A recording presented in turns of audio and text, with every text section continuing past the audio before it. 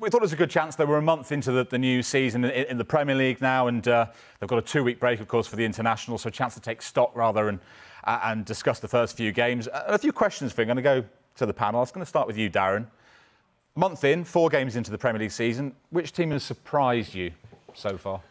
I mean, from my perspective, surprise would probably be Chelsea. I thought they'd be a lot better. They've shocked me how poor they've been.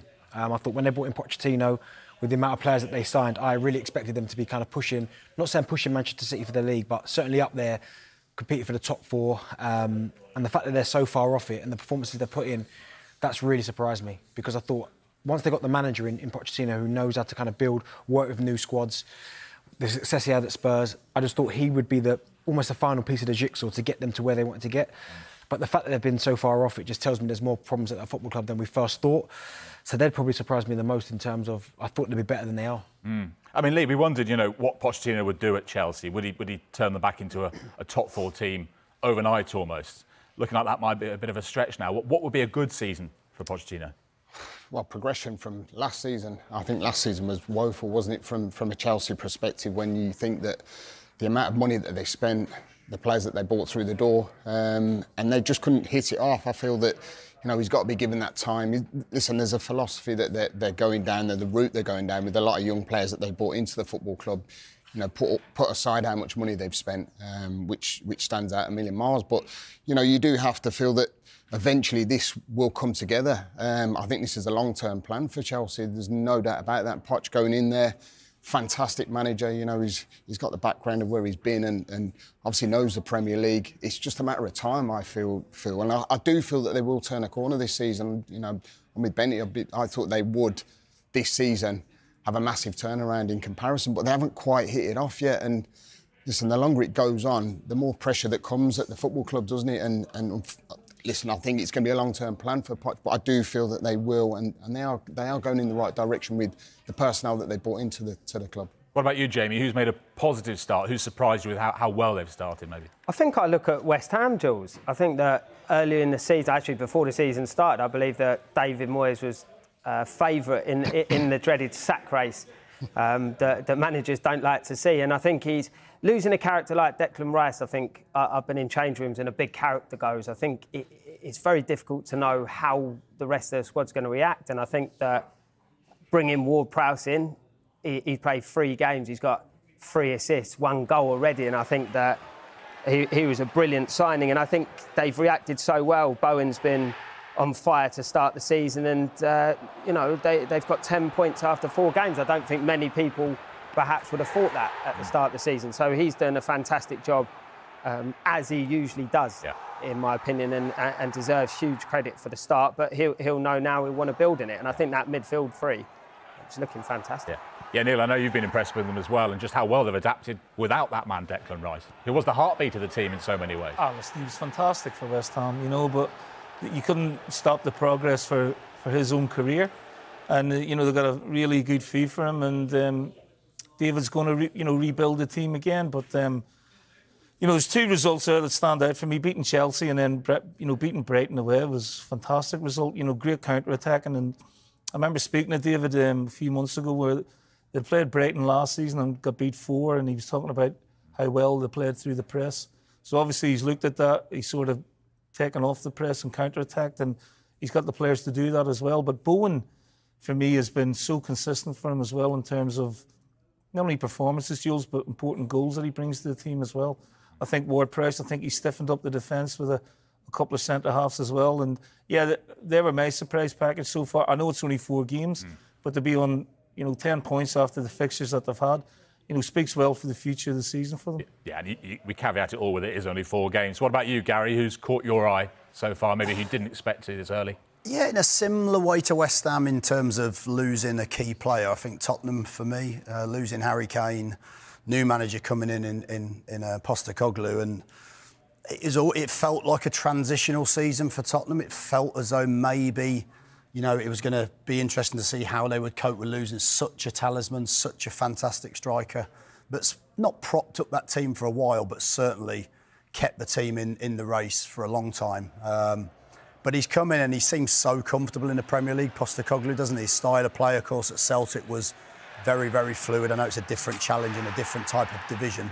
However, they've settled down really, really well. You know, they look like they can press a little bit more aggressively. They look a little bit more mobile and interchangeable in those top areas. We see the impact Maddison surprised me a little bit because I knew what a good player he was, but he looks like he's come alive and he really looks like he could, you know, it's early, isn't it? But certainly Tottenham at the moment look like they could definitely challenge for those top four They positions. seem to me, Gary, that having the two managers previously who seemed like really rigid in their shape, they've got attacking players who, for me, they look like they're enjoying their football.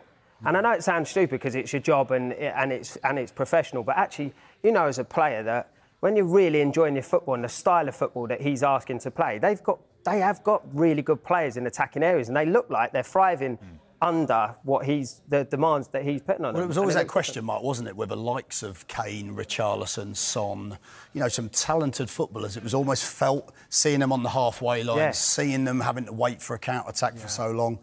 And I suppose now that question, again, like you say, it's early days, but it's being answered a little bit. Like you say, they look like they're enjoying it. They look like they're very well structured. I do agree with the challenge will be. I do agree with you, Gary. I think eventually they will feel the loss of Harry Kane somewhere down the season. Like he scored 30 Premier League goals last year, Jules. Where would they be without his contribution last year?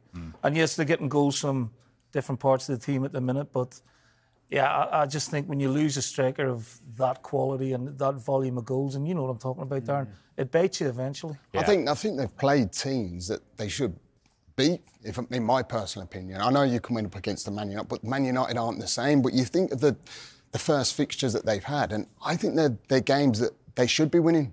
So I can't really go into Spurs and go, do you know what, they're going to be top four this season, because I'm with Lenny. I think they're going to come to a stage where they've got some big games to really come to, and that's where I can kind of comparisize them with the top four, if you like, and that's where... It's more, though, I think their change of style, though. Yeah. You know, that's been the real difference. Obviously, Harry Kane, in any side, you're going to miss him, and I agree that will hurt any team. But I think what's been impressive is how quickly his change of style's coming in, and they've adapted to it in the four games. Do you know as well, there's no hiding place anymore for the other players, because Harry Kane would bail you out, wouldn't he? Get a goal, and then Son obviously had a poor season last season. Kulusevski's got to get more goals. Richarlison we're still waiting for him to get going. I think all of a sudden you take that safety blanket away, and that's why you're seeing the likes of Son step up, Richarlison, because now you haven't got that 30-goal striker. You're going to have to get goals from elsewhere. And to be fair, early part, and I'm with you, Lee, I think as well, they're beating teams they should beat, but the way that they're playing games and the way they're beating these teams is really impressive. And you mentioned Maddison there, all of you. Let's just dwell on him for a bit longer, because the number 10 shirt doesn't seem to be weighing too heavily on him, does it, at Tottenham? You know, £40 million he cost. I mean, when we're talking about signings of the summer, Lee, you're nodding. Yeah, listen, Gary hit a really good point. I was a bit sceptical of Maddison. I'm not going to lie. I think he's a fantastic talent. I really do. I think he's been stood still, maybe a little bit too comfortable at Leicester he got to, and I feel he had to make that move. But I think this season he looks like he's got to that stage where I think the penny's dropped for him a little bit. He's looked at the likes of, you know, the Grealishes of the world, the Foden, the attacking flair in that England squad, and all of a sudden he's back to life. I feel like he's enjoying his football. I think that was a good point that Jamie made. You know, when you're enjoying your football, things like this come off, don't they? And it just seems to happen naturally. He looks fit, he looks sharp, but I want to see him coming up against the top caliber clubs where he can do and prove that against them. I think he should be doing that. I mean, look at the time and space he's getting there. You know, you're thinking, give that time and space to Maddison, he'll punish her. And these stats tell you everything about the start he's made in the Spurs shirt. Second for Tottenham in terms of goals scored, most shots, most on target, joint most assists, most chances created, and he's won the most fouls as well. That is a singing endorsement of his first few games in a Spurs shirt. Just a final thought on Tottenham, Darren. You know, and actually, it'd be interesting to see the reaction I get from the two managers in the room here. Are they also being aided by the fact that under Mourinho and under Conte, they were quite often the story? But under Postecoglou, so far, that's not the case.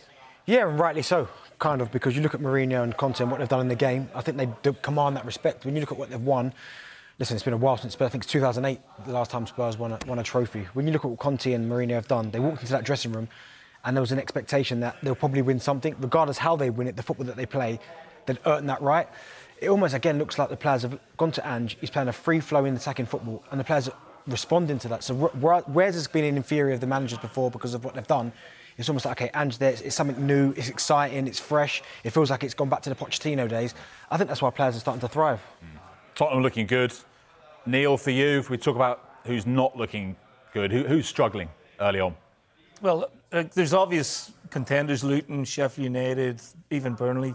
Those are the three teams that were promoted. For me, it's Everton again, Jules. And I don't like the.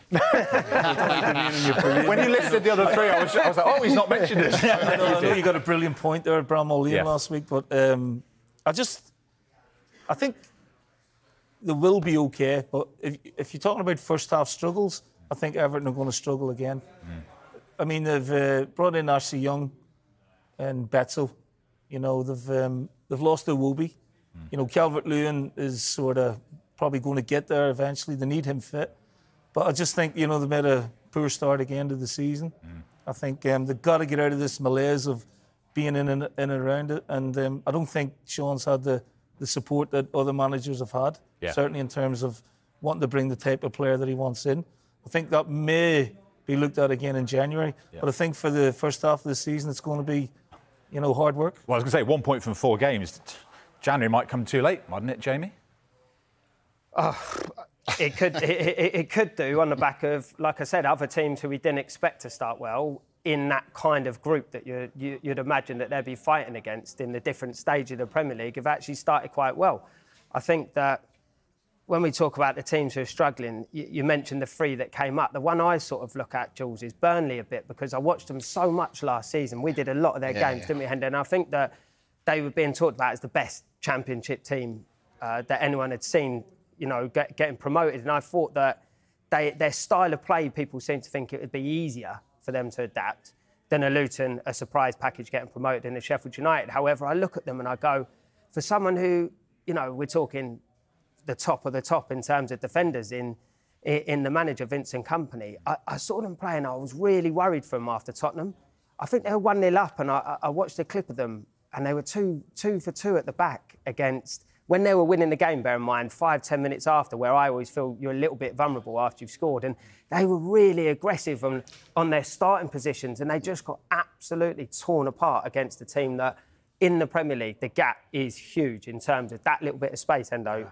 They go and score goals. I did them against Villa, actually, and Villa were exactly the same. It could have been a real big score against them, and I'm exactly the same. I think the comparison from Championship jumping to Premiership, this is why straight away the first 3 that come up, they're brandy to go back down. And I think with Burnley, the way they did it and the goals they scored and they were dynamic, they changed the whole system from Sean. And it was brilliant what Vincent did. He surprised a lot of people. He brought a lot of young players. They have got the youngest squad in the Premier League. I think it's 23 is the average age. So all of a sudden you're throwing a lot of young players coming up against some big players. We've seen Maddison there. You can't give players of that quality time and space. I don't care where you are or what you're at. You can play as much football as you like. You're coming into the Premier League and that's where you have to have that bit more respect. And this is where I think they'll struggle. I think they'll play nice football at times, but when you haven't got experienced heads around, we know ourselves, you can drag a few in and you can speak to people. But younger players, I think the longer this run goes on, I fear for them because younger players don't react as well as that, and that's where I fear. In fairness, though, the Luton game was obviously rearranged, so they've had 3 home games in a row. They've been against Manchester City, Aston Villa and Spurs.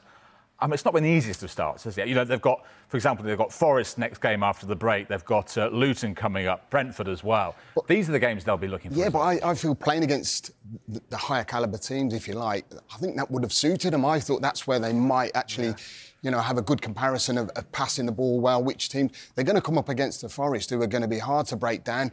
They're going to play on counter-attacks. I think it's more the way that they set up against those teams, Jules. Yeah, on paper, there, obviously, you might not get any points in those games, but it was just that if you're going to approach any Premier League game in that manner, I think you're going to struggle because it's still, you've got quality players in the teams that you've mentioned. Do you know what it's like, though, as well? Is the longer they go on without getting results, every game becomes harder, doesn't it? So you, all of a sudden, you looked at Luton and you probably went, do you know what, we might be able to get something there. When you've lost the first 3, then 4, and you get to that Luton game, all of a sudden it's a must-win.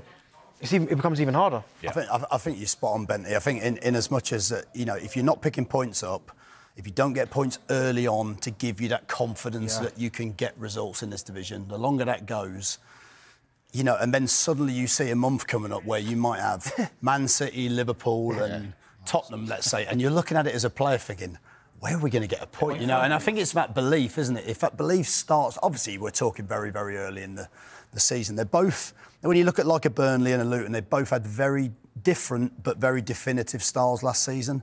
I think both teams are, I mean, it's going to be a challenge because you want to be who you are, but they both probably are going to have to adjust a little bit as the Premier League goes on. I think Burnley are going to have to adjust more than anybody else, Gary. Yeah. We're going to have to move on, Neil. Lot to get through before 3 o'clock. But I mean, just to point out, they go to Nottingham Forest after the international break. Then they welcome Manchester United. Then they go to St James's Park. So that the big games keep coming, as they always do in the Premier League for Burnley.